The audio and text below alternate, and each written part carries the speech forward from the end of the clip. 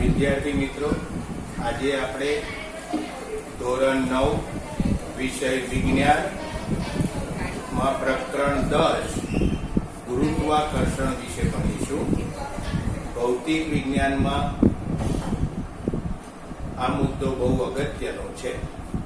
આપણે જાણીએ છીએ કે કોઈ પદાર્થની ઝડપ કે દિશા બદલવા અથવા તો કોઈ પદાર્થને ઊંચાઈ પરથી પડવા દેવામાં આવે અથવા તો બધા ગ્રહો સૂર્યની આસપાસ પરિક્રમા કરે છે, આ બધી ઘટનાઓમાં કોઈ ચોક્કસ બળ જવાબદાર હોય છે, જેને ન્યૂટને ગુરુત્વાકર્ષણ બળ કહ્યું છે. ગુરુત્વાકર્ષણ, તમે જાણો છો કે એક દોરી લો, એના એક છેડે પથ્થર બાંધો, બીજા છેડાને તમારા હાથ વડે મજબૂત રીતે પકડી તમારા માથા ઉપર તમે ગોળ ગોળ ફેરવો તો એ પથ્થર વર્તુળમય ગતિ કરે છે. એ પથ્થર પોતાના માર્ગમાંથી ક્યારેય વિચલિત થતો નથી, કારણ કે તમારા હાથ જે કેન્દ્રમાં છે તેના તરફથી પથ્થર ઉપર બળ લાગતું હોય છે, જેના કારણે પથ્થર વર્તુળમય ગતિ કરે છે. આ જ રીતે બધા ગ્રહો પણ સૂર્યની આસપાસ પરિક્રમા કરે છે, તો બધા ગ્રહો ઉપર સૂર્યનું આવું એક આકર્ષણ બળ લાગતું હોય છે, જેને આપણે કેન્દ્રગામી બળ કહીએ છીએ. આપણે જાણીએ છીએ કે વિશ્વના બધા જ પદાર્થો, પછી એ નાના મોટા હોય, નાના નાના હોય, મોટા મોટા હોય, નિયમિત કે અનિયમિત આકારના હોય, સજીવ અથવા નિર્જીવ હોય, જે બધા જ એકબીજાને આકર્ષે છે. પદાર્થો વચ્ચેના આ આકર્ષણ બળને ગુરુત્વાકર્ષણ બળ કહે છે. પરીક્ષા માટે અગત્યનો સવાલ: ગુરુત્વાકર્ષણનો સાર્વત્રિક નિયમ લખો અને તેનું સૂત્ર તારો. તો અહીંયા આપણે જાણીએ છીએ કે વિશ્વનો પ્રત્યેક પદાર્થ બીજા દરેક પદાર્થ પર આકર્ષણ બળ લગાડે છે, જે બંને પદાર્થોના દળના ગુણાકારના સમપ્રમાણમાં અને તેમની વચ્ચેના અંતરના વર્ગના વ્યસ્ત પ્રમાણમાં હોય છે. અને આ બળ એ બે પદાર્થોના કેન્દ્રને જોડતી દિશામાં હોય છે. અહીંયા મેં બે પદાર્થો લીધેલા છે, પદાર્થ A અને પદાર્થ B. પદાર્થ A નું દળ એટલે દ્રવ્યમાન કેપિટલ M અને પદાર્થ B નું દળ એટલે કે દ્રવ્યમાન સ્મોલ m છે. બંને પદાર્થોના કેન્દ્રને જોડતી રેખા એ બળની દિશા બતાવે છે. બંને પદાર્થોના કેન્દ્રો વચ્ચેનું અંતર એ મેં અહીંયા d લીધું છે. તો ગુરુત્વાકર્ષણના સાર્વત્રિક નિયમ પ્રમાણે બે પદાર્થો વચ્ચે લાગતું આકર્ષણ બળ F એ બે પદાર્થોના દળ કેપિટલ M અને સ્મોલ m ના ગુણાકારના સમપ્રમાણમાં અને તેમની વચ્ચેનું અંતર d ના વર્ગના વ્યસ્ત એટલે 1/d² ના પ્રમાણમાં ચલે છે. આ બે પરિણામને ભેગા કરું તો એક ચલે છે mm/d². ચલનનો સંબંધ દૂર કરું તો બરાબરનો સંબંધ લઉં ત્યારે કોઈ સપ્રમાણતાનો અચળાંક લેવો પડે, જે મેં અહીંયા g લીધો. એટલે f બરાબર capital G capital M into small m/d², જ્યાં g જેને સપ્રમાણતાનો અચળાંક અને હવે પછી એને આપણે ગુરુત્વાકર્ષણનો સાર્વત્રિક અચળાંક તરીકે ઓળખીશું. આ સૂત્ર પરથી g ને સૂત્રનો કર્તા બનાવીએ તો g સિવાયના જે પદો છે એને પેલી બાજુ લઈ જઈએ તો ગણિતના નિયમ મુજબ ભાગાકારમાં હોય એ ગુણાકારમાં, ગુણાકારમાં હોય તે ભાગાકારમાં જાય. તો અહીંયા કેપિટલ G બરાબર fd² capital M into small m, જેનો SI એકમ તો ન્યૂટન મીટર સ્ક્વેર પ્રતિ કિલોગ્રામ સ્ક્વેર હેનરી કેવેન્ડિશ નામના વૈજ્ઞાનિકે પ્રાયોગિક રીતે ગણતરી કરીને તેનું મૂલ્ય 6.673 ગુણ્યા 10⁻11 ન્યૂટન મીટર સ્ક્વેર પ્રતિ કિલોગ્રામ સ્ક્વેર શોધેલું છે. તો આ સૂત્રને આપણે બે પદાર્થો વચ્ચે લાગતું ગુરુત્વાકર્ષણ બળ શોધવાનું સૂત્ર કહીએ છીએ.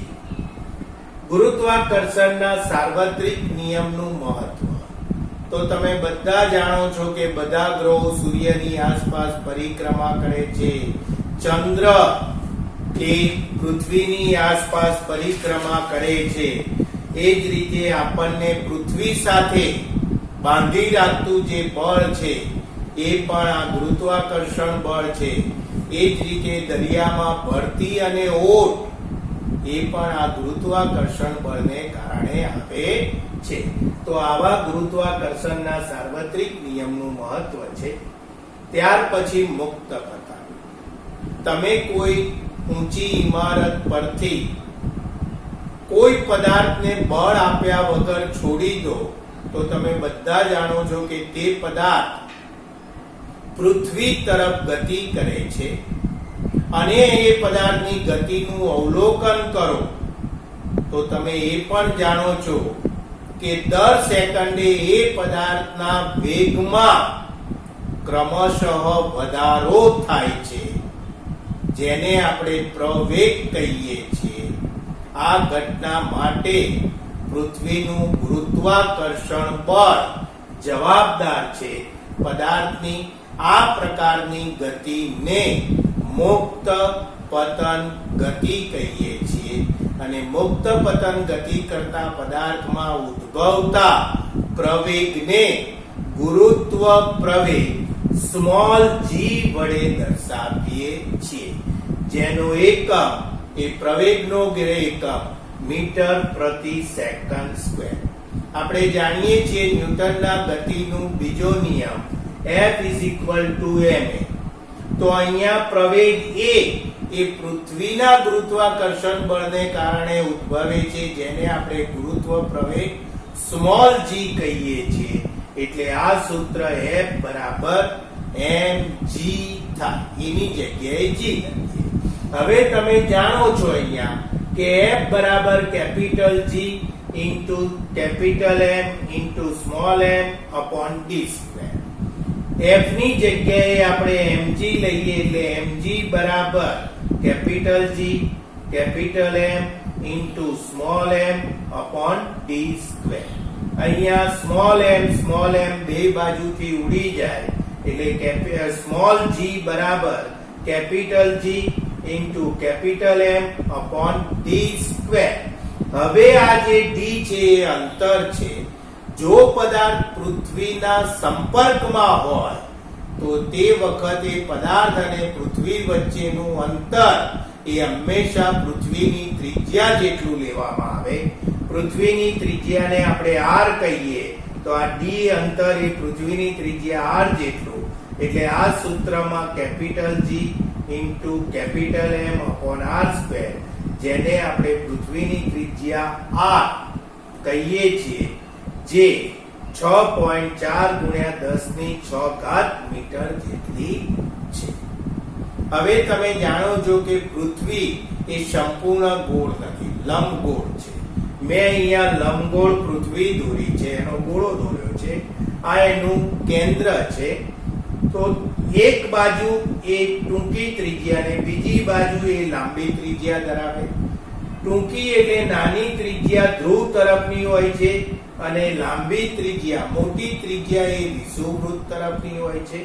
તમે ક્રમશઃ ધ્રુવથી વિષુવવૃત્ત તરફ જાઓ એટલે ત્રિજ્યાની લંબાઈમાં વધારો થતો જાય. હવે જેમ ત્રિજ્યા નાની તેમ તેની પર લાગતું બળ એ વધારે હોય. અહીંયા તમે જોઈ શકો છો કે આ બળ અહીંયા વધારે લાગે એટલે ત્યાં આગળ ગુરુત્વ પ્રવેગ g નું મૂલ્ય વધુ હોય, જ્યારે વિષુવવૃત્ત જે વધુ ત્રિજ્યા ધરાવે એટલે ત્યાં આગળ તેનું g નું મૂલ્ય ઓછું હોય છે. ત્યાર પછી આવે છે ઉદાહરણ 10.1, જે ખરેખર અહીંયા આવતો તો મુદ્દો પણ રહી ગયો છે, એ હવે લઉં છું કે પૃથ્વીનું દ્રવ્યમાન એટલે દર 6 × 10⁻24 કિલોગ્રામ તથા ચંદ્રનું દ્રવ્યમાન એટલે દર 7.4 × 10⁻22 કિલોગ્રામ છે.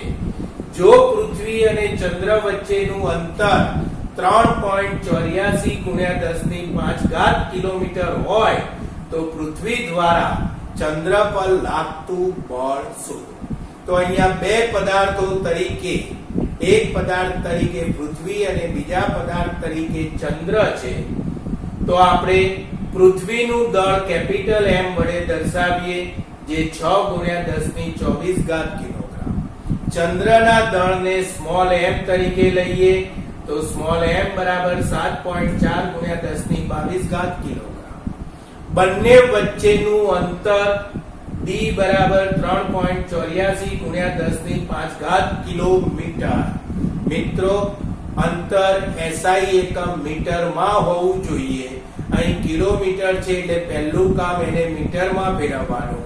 તેના માટે 1000 એટલે 10⁻³ વડે ગુણવા પડે, જેથી તે મૂલ્ય મીટરમાં 3.84 × 10⁸ મીટર થાય. ગુરુત્વાકર્ષણના સાર્વત્રિક અચળાંક g નું મૂલ્ય અહીંયા 6 પોઈન્ટ, જે અહીંયા તારવીને આપેલું છે હેનરી કેવેન્ડિશે, 6.673, એની જગ્યાએ હવે આપણે 6.7 લઈશું, ગુણ્યા 10⁻11 ન્યૂટન મીટર સ્ક્વેર પ્રતિ કિલોગ્રામ સ્ક્વેર. તો આપણી પાસે રકમ મુજબ આટલી કિંમતો તૈયાર છે. હવે પૃથ્વી અને ચંદ્ર વચ્ચેનું આકર્ષણ બળ F શોધવાનું સૂત્ર capital G × capital M × small m upon d square. બધી કિંમતો G, M, M અને d ની કિંમતો તૈયાર, જે મેં અહીંયા સૂત્રમાં મૂકી છે. હવે કિંમતો મૂકી એનો ગુણાકાર ભાગાકાર કરો એટલે તમને બળ F નું મૂલ્ય 2.01 × 10⁻20 ન્યૂટન, કારણ કે બળનો એકમ ન્યૂટન છે એટલે ન્યૂટન મળશે. આ રીતે દાખલા ગણાય. ત્યાર પછી પૃથ્વીના ગુરુત્વીય બળની અસર હેઠળ પદાર્થોની ગતિ.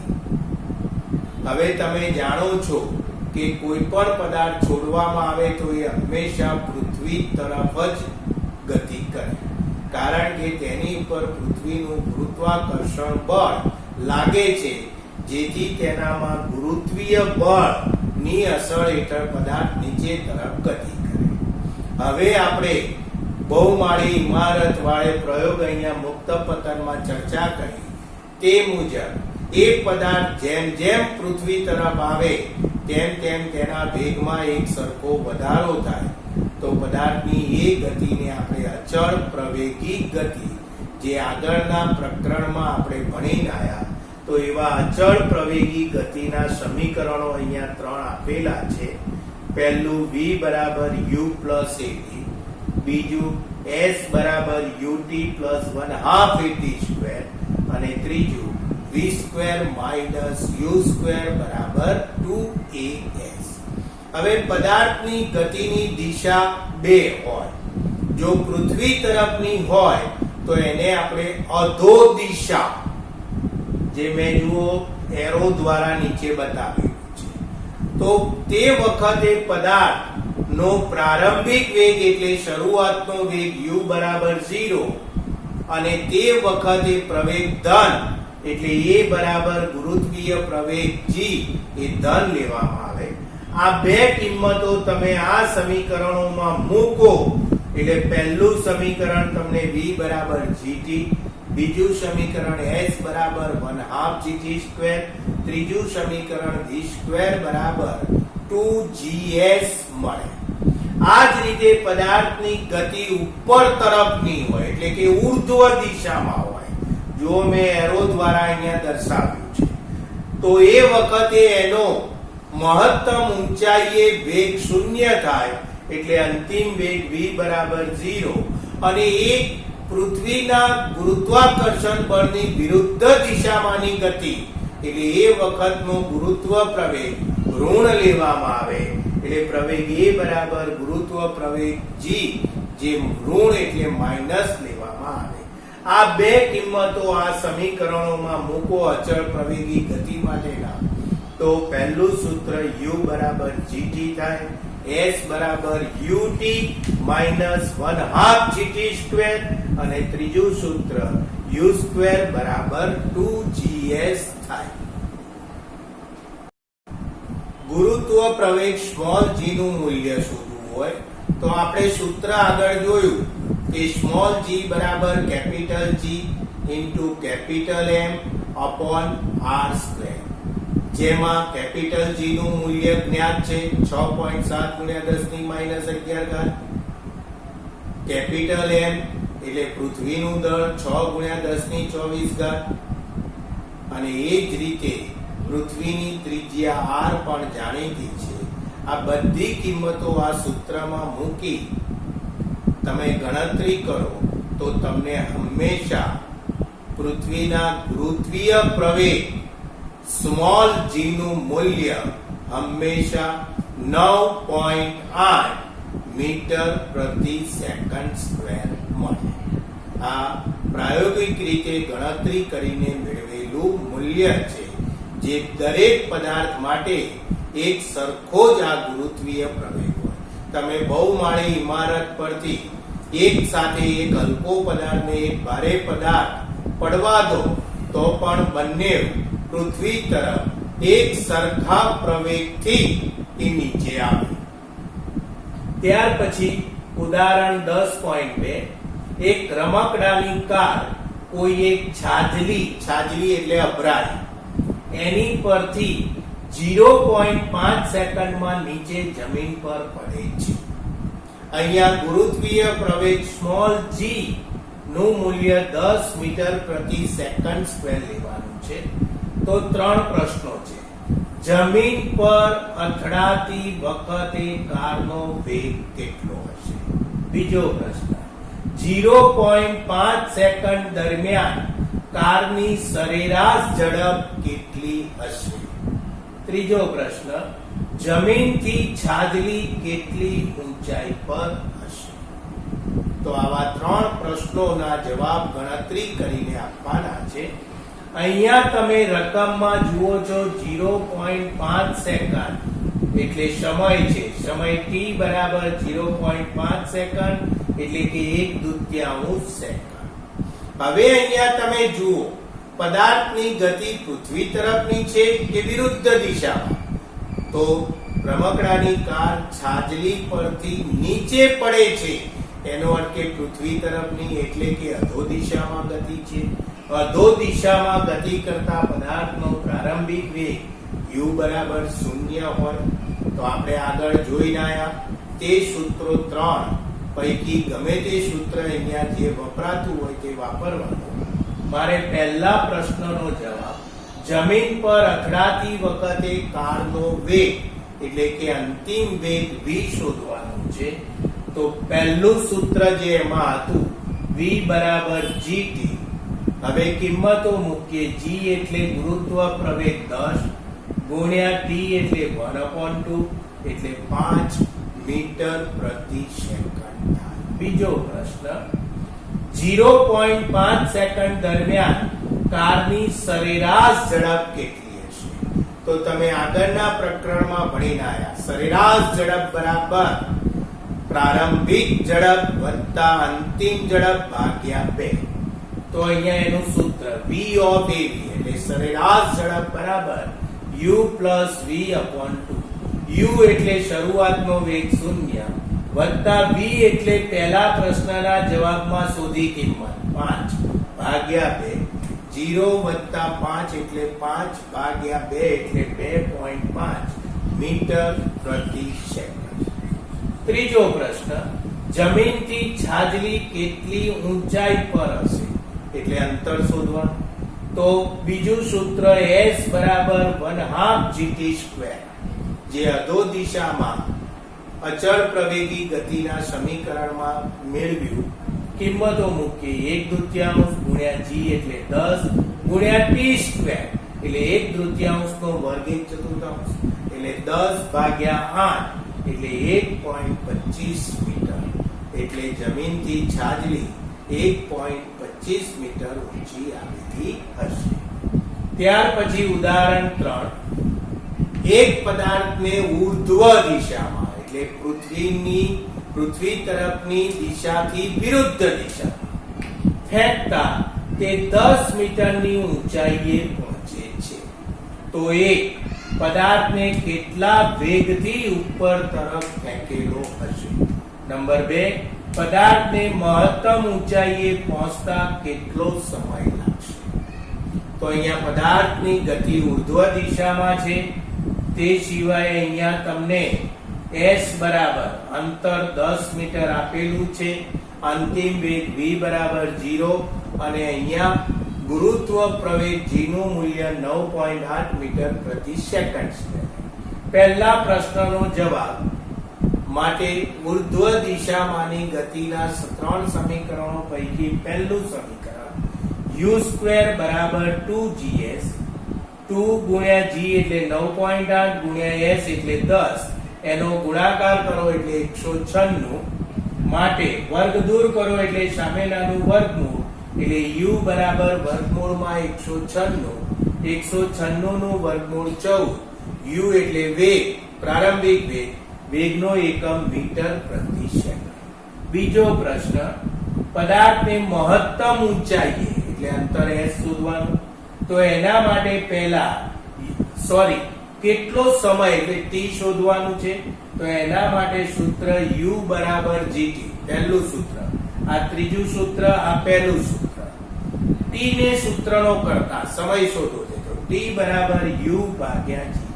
u આપણે પહેલા પ્રશ્નમાં શોધી કાઢ્યું 14 ભાગ્યા g નું મૂલ્ય 9.8 ભાગાકાર કરો એટલે લગભગ 1.43 સેકન્ડ જેટલો સમય લાગે.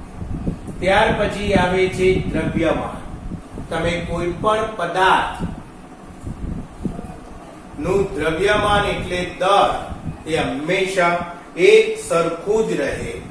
તમે કોઈ પણ સ્થળે જાઓ તો પદાર્થનું દ્રવ્યમાન એટલે કે દર ક્યારે બદલાય નહીં, જેને આપણે અચળ કહીએ છીએ, જેને દર્શાવવા માટેનો સંકેત સ્મોલ m અને એનો SI એકમ એ કિલોગ્રામ છે.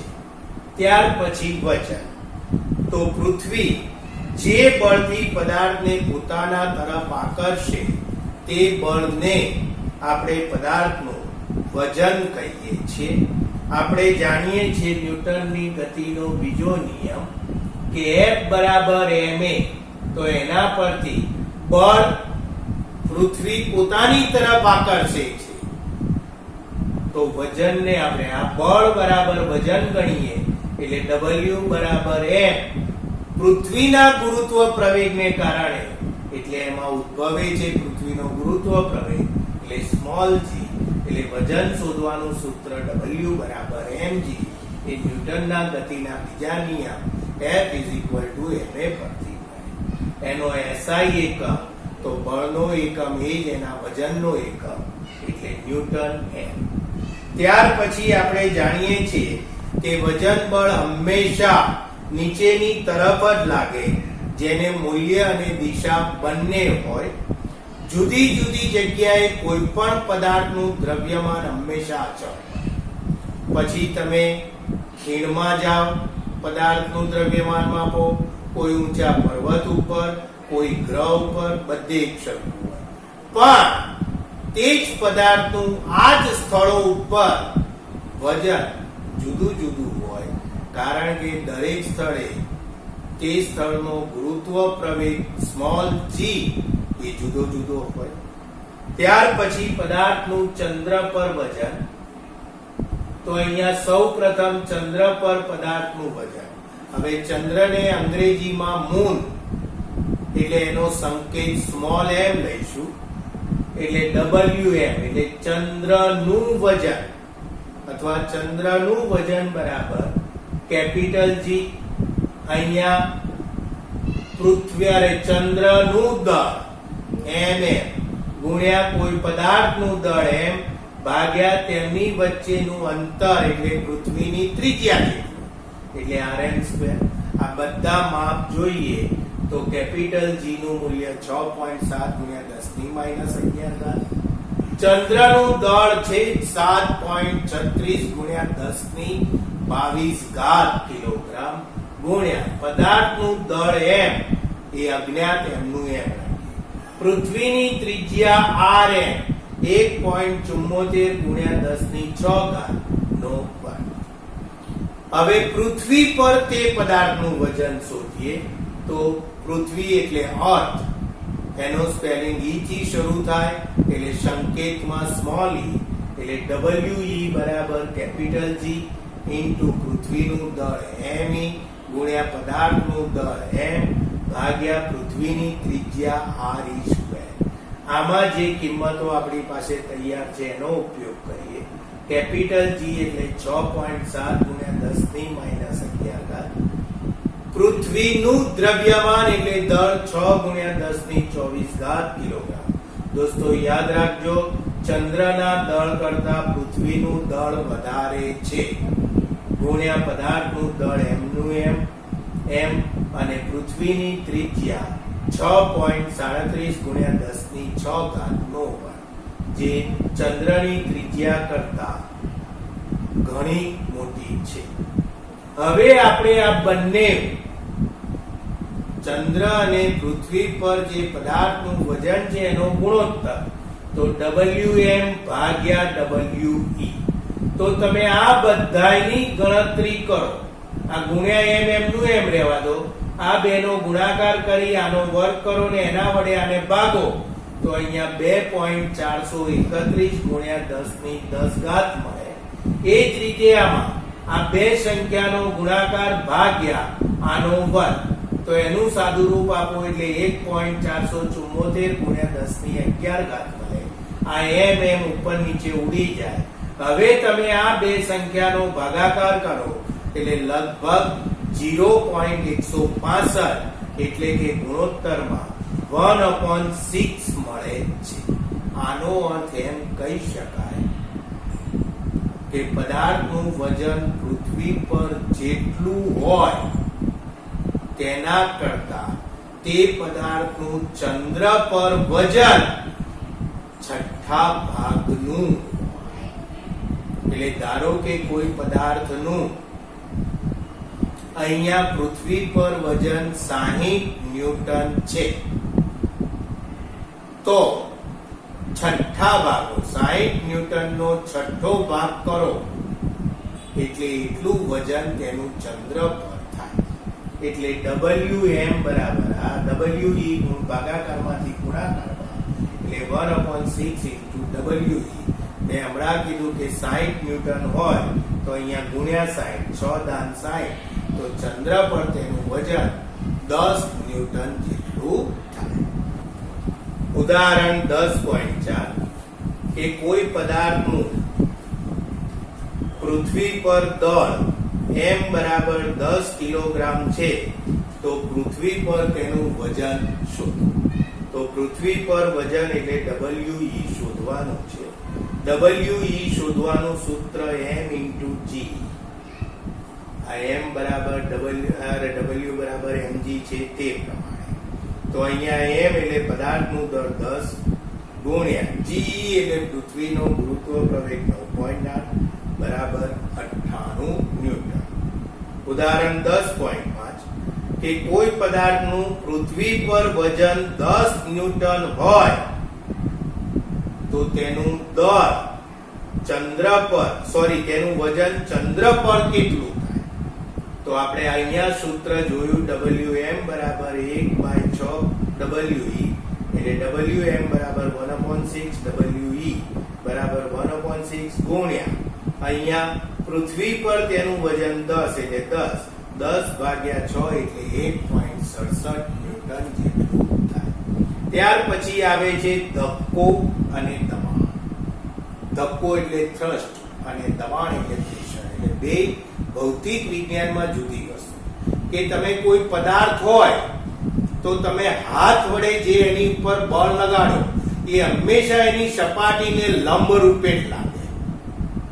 તો પદાર્થની સપાટી ઉપર લંબ રૂપે લાગતા બળને આપણે ધક્કો એટલે થ્રસ્ટ કહીએ છીએ.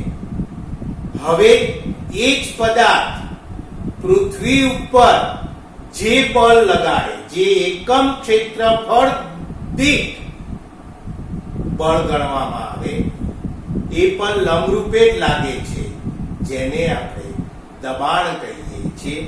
એટલે દબાણ બરાબર આપણે જાણીએ છીએ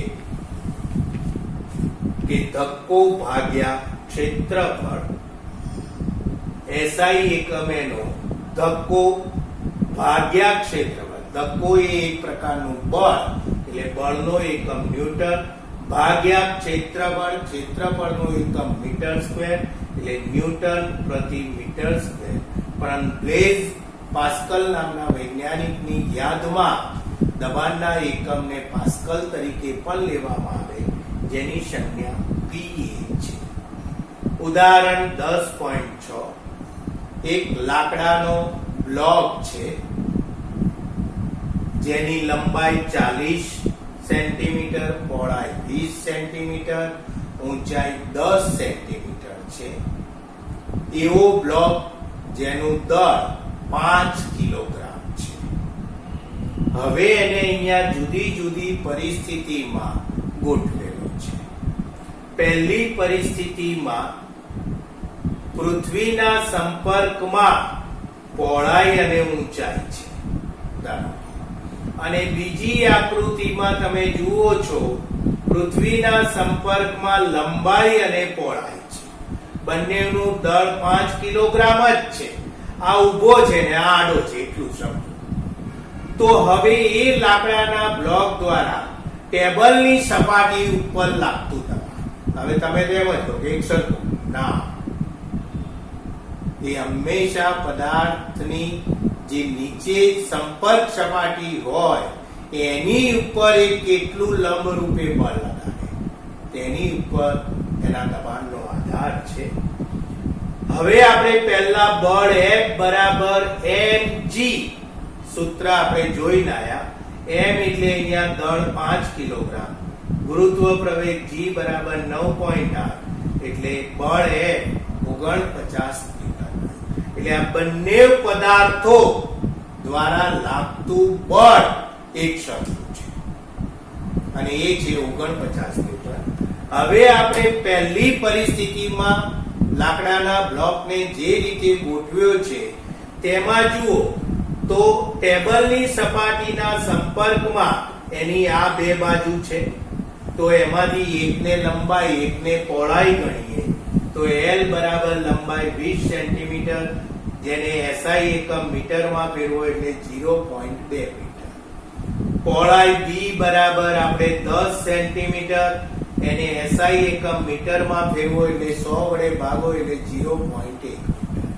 હવે તમે જાણો છો દબાણ બરાબર ધક્કો એટલે એક પ્રકારનું બળ, એટલે બળ F ભાગ્યા ક્ષેત્રફળ એટલે એરિયા, જેનો સંકેત છે. હવે બળ F નું મૂલ્ય આપણે શોધી કાઢ્યું 49 ન્યૂટન. ક્ષેત્રફળ એ એટલે લંબચોરસ છે, એટલે લંબાઈ ગુણ્યા પહોળાઈ LB. લંબાઈ 0.2 મીટર ગુણ્યા પહોળાઈ 0.1 મીટર. આનો ગુણાકાર કરો, 49 ને ભાગો એટલે લગભગ તમને 2450 ન્યૂટન પ્રતિ મીટર સ્ક્વેર. બીજી ગોઠવણીમાં તમે જુઓ ટેબલની સંપર્ક સપાટીમાં આ બાજુ અને આ બાજુ છે, તો આ બાજુને લંબાઈ ગણીએ તો આ બાજુને પહોળાઈ સમજવાની. તો L બરાબર લંબાઈ 40 સેન્ટીમીટર, SI એકમમાં મીટરમાં ફેરવીએ તો 100 વડે ભાગો એટલે 0.4 મીટર. પહોળાઈ B બરાબર 20 સેન્ટીમીટર, SI એકમ મીટરમાં ફેરવીએ એટલે 100 વડે ભાગો એટલે 0.2 મીટર થાય. ઉપરની જેમ જ દબાણ બરાબર F ભાગ્યા A બરાબર F ભાગ્યા LB. F એટલે 49 ભાગ્યા L એટલે 0.4 ગુણ્યા 0.2, ગુણાકાર ભાગાકાર કરો એટલે 612.5 ન્યૂટન પ્રતિ મીટર સ્ક્વેર મળે. તો તમે જોઈ શકો છો કે પહેલી સિચ્યુએશનમાં ગોઠવેલા બ્લોક તરફથી ટેબલની સપાટી પર લાગતું દબાણ વધારે છે, જ્યારે બીજી પરિસ્થિતિમાં ગોઠવેલા લાકડાના બ્લોક દ્વારા ટેબલની સપાટી ઉપર લાગતું દબાણ ઓછું છે. બસ આ સિદ્ધાંતો કેટલીક જગ્યાએ જાહેર જીવનમાં પણ ઉપયોગમાં લેવા, જેમ કે શાકભાજી સમારવાનો ચપ્પુ જેની ધાર તીક્ષ્ણ હોય છે. હવે જ્યારે શાક સમારો ત્યારે એની ધાર જે તીક્ષ્ણ નથી તે બાજુએથી બળ આપો એટલે એના તીક્ષ્ણ ભાગ ઉપર દબાણ ઉત્પન્ન કરે, જે શાકભાજીને લાગુ પડે એટલે શાકભાજી સરળતાથી કપાઈ જાય. પછી ખૂબ વજન લઈ જતી મોટી ટ્રક હોય તો હંમેશા તેના ટાયર જુઓ તો પહોળા હોય છે, એટલે પહોળો ભાગ એ પૃથ્વી ઉપર જમીન ઉપર દબાણ ઓછું લગાડે, કારણ કે ક્ષેત્રફળ દબાણ વહેંચે. તમે રેતાળ જમીનમાં ઊભા હોવ તો રેતાળ જમીનમાં ખૂપી જાઓ, પણ એ જ રેતાળ જમીનમાં તમે આડા પડી જાઓ તો તમે ખૂપો નહીં, કારણ કે ઊભા હોવ ત્યારે તમારા તરફથી દબાણ જે લાગે એ બહુ ઓછા ક્ષેત્રફળ ઉપર લાગે, એટલે વધુ પ્રમાણમાં લાગે. જ્યારે તમે સૂઈ જાઓ છો ત્યારે તમારા શરીરનું ક્ષેત્રફળ વધુ હોય છે, એટલે દબાણ ઓછું થઈ જાય છે. આ બધી ઘટનાઓમાં આ સિદ્ધાંતનો ઉપયોગ થાય છે. ત્યાર પછી તરલમાં દબાણ. તરલ એટલે પ્રવાહી. તરલમાં દબાણ કોને કહેવાય? તો કોઈ પણ પ્રવાહી હોય ને એ પણ દબાણ કરે. ધારો કે તમે કોઈ પ્રવાહીને કોઈ પાત્રમાં ભર્યું છે, તો એ પાત્રના તળિયે, પાત્રની ફરતે આવેલી દિવાલ દરેક ઉપર એ દબાણ લગાડે છે. ત્યાર પછી ઉત્પ્લાવકતા. આ બહુ સમજવા જેવી ઘટના. કૂવો હોય, કૂવામાંથી પાણી ભરવાનું હોય તો ડોલને ઢોઢું બાંધી પાણી ભરવા વાળા એ ખાલી ડોલને કૂવામાં અંદર દાખલ કરે છે. 2-3 વખત પછાડે એટલે એમાં થોડું થોડું પાણી ભરાતા ડોલમાં સંપૂર્ણ પાણી ભરાઈ જાય એટલે ડોલ પાણીમાં ડૂબવા લાગે.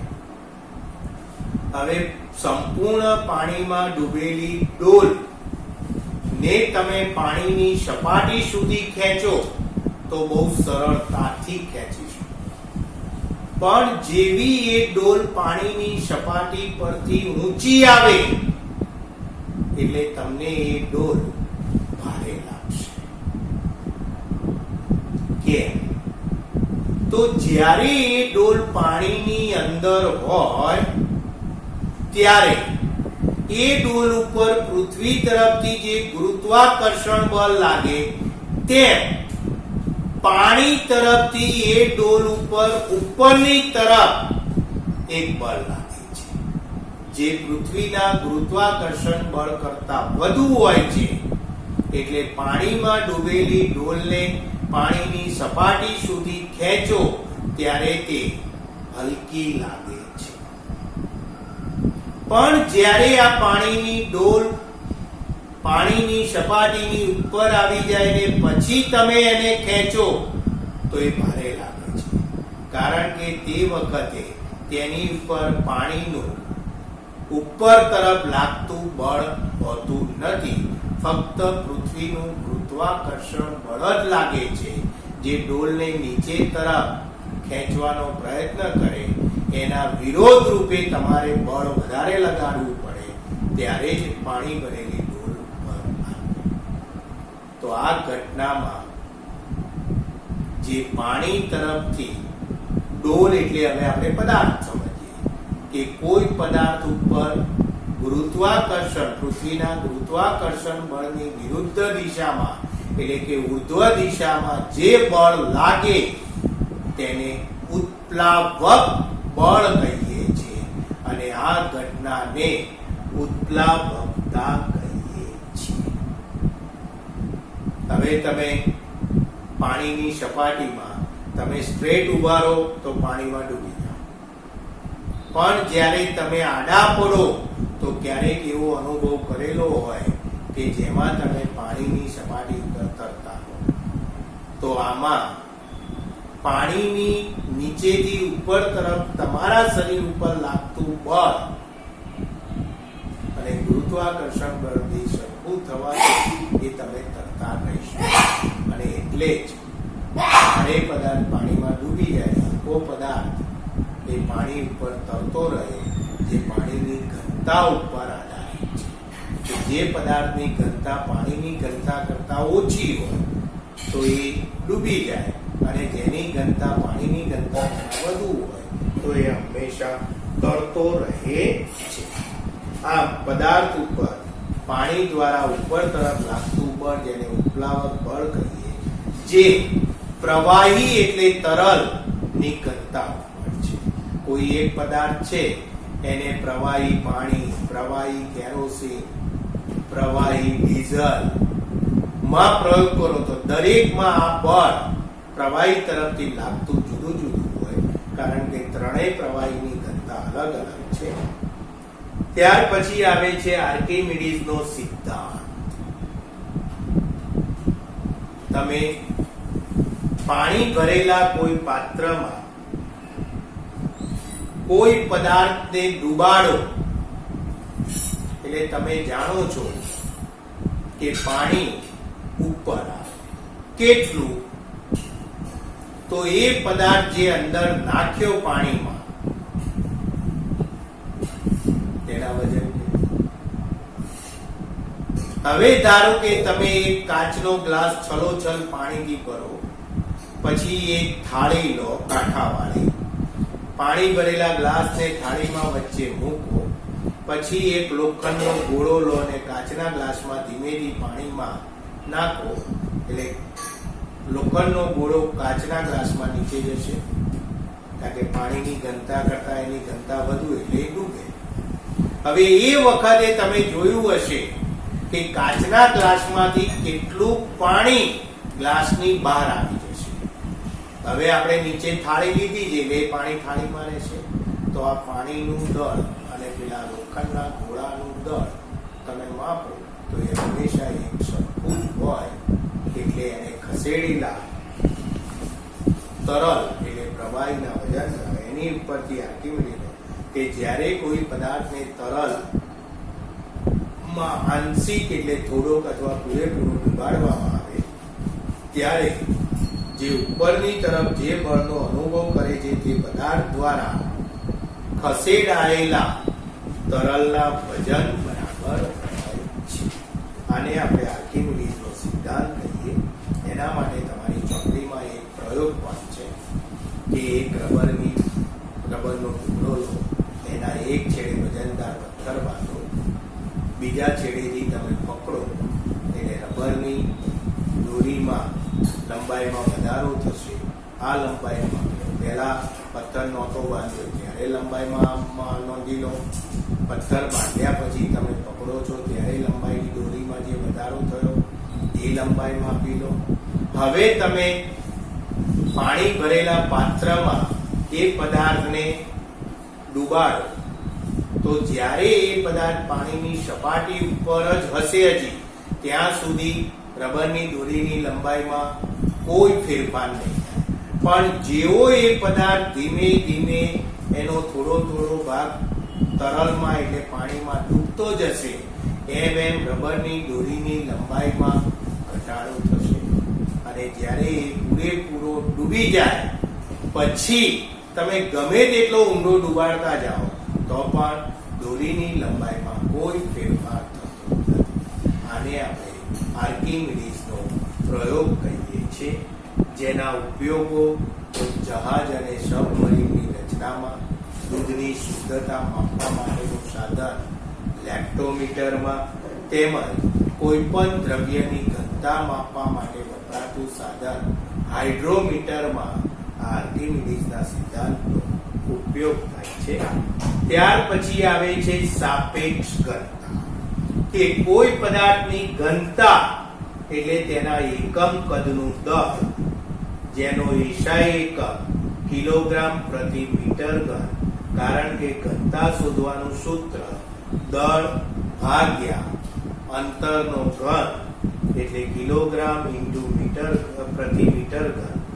સાપેક્ષ ઘનતા એટલે પાણીની સાપેક્ષમાં કોઈ પદાર્થની ઘનતાનો ગુણોત્તર, એને તે પદાર્થની સાપેક્ષ ઘનતા કહીએ, જે એકમ રહિત, જેને કોઈ એકમ હોતો નથી. જેમ કે સોનાની ઘનતા 19,300 કિલોગ્રામ પ્રતિ મીટર ઘન છે. પાણીની ઘનતા 1,000 કિલોગ્રામ પ્રતિ મીટર ઘન છે. હવે તમારે સોનાની સાપેક્ષ ઘનતા શોધવી હોય તો સોનાની સાપેક્ષ ઘનતા બરાબર સોનાની ઘનતા ભાગ્યા પાણીની ઘનતા. 19,300 ભાગ્યા 1000 એટલે 19.3 થાય. હવે આ સાપેક્ષ ઘનતાનું માપ એટલે એને કોઈ એકમ હોય નહીં. એટલે ટૂંકમાં કોઈ પદાર્થની ઘનતા અને પાણીની ઘનતાના ગુણોત્તરને તે પદાર્થની સાપેક્ષ ઘનતા કહીએ છીએ. છેલ્લું ઉદાહરણ 10.7 કે ચાંદીની સાપેક્ષ ઘનતા 10.8 અને પાણીની ઘનતા 10³ એટલે 1000 કિલોગ્રામ પ્રતિ મીટર ઘન છે, તો ચાંદીની ઘનતા શું? તો હમણાં જ મેં સાપેક્ષ ઘનતાનું સૂત્ર સોના માટે કીધું, એ ચાંદી માટે કે ચાંદીની સાપેક્ષ ઘનતા બરાબર ચાંદીની ઘનતા ભાગ્યા પાણીની ઘનતા. હવે તમારી પાસે ચાંદીની સાપેક્ષ ઘનતા 10.8 છે, અહીંયા 10.8 બરાબર ચાંદીની ઘનતા શોધવાની છે, આ એમનું એમ ભાગ્યા પાણીની ઘનતા એટલે 10³ એટલે 1000. આ 1000 ભાગાકારમાંથી અહીંયા 10.8 સાથે ગુણો એટલે 10,800 થાય, જે ચાંદીની ઘનતા છે. એટલે ઘનતાને એકમ છે એટલે ચાંદીની ઘનતા બરાબર 10,800 કિલોગ્રામ પ્રતિ મીટર ઘન. તો મિત્રો, આ સાથે આપણું આ પ્રકરણ પૂરું થાય છે. આ પ્રકરણમાં જેટલા પ્રશ્નો આપેલા હોય તે દરેક પ્રશ્નોના જવાબો તૈયાર કરવા તમે આ વિડીયોને વારંવાર જોશો એટલે તરત જ તમને આખું પ્રકરણ સમજાશે.